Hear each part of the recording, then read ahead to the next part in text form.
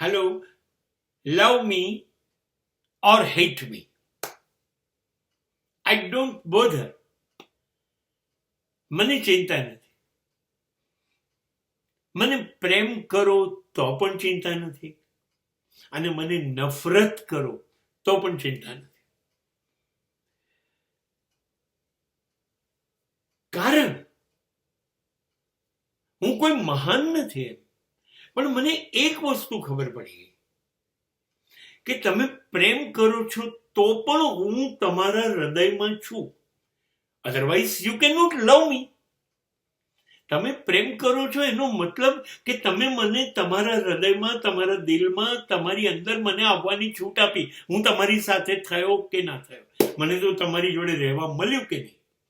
I am with you if you love me. And that is absolutely classic emotion. પણ બીજી દિશા લઈએ, બીજું, the second side of the coin. Sir, I hate you. I don't bother. તમે મને નફરત કરો છો, તોય નફરત કરવા માટે મને તમારું દિલ કે તમારા દિમાગમાં જગ્યા તો આપવી પડે છે ને કે હું બહુ જ ખરાબ છું, એ બહુ ખરાબ છે, મને બિલકુલ નથી ગમતો. પણ મને એ નક્કી કે નથી કરતો મગજથી. તો તમારા મનમાં તો હું આવ્યો કે ના આવ્યો, ભલે તમને ગુસ્સો આવ્યો, વેર આવ્યો, હું ના ગમ્યો, પણ આવ્યો તો ખરો કે નહીં? રહ્યો તો તમારી અંદર જ. You cannot drive me out. Though you hate me, you cannot drive me out from your heart or from your mind. તમે નફરત કરો છો તો શું છે?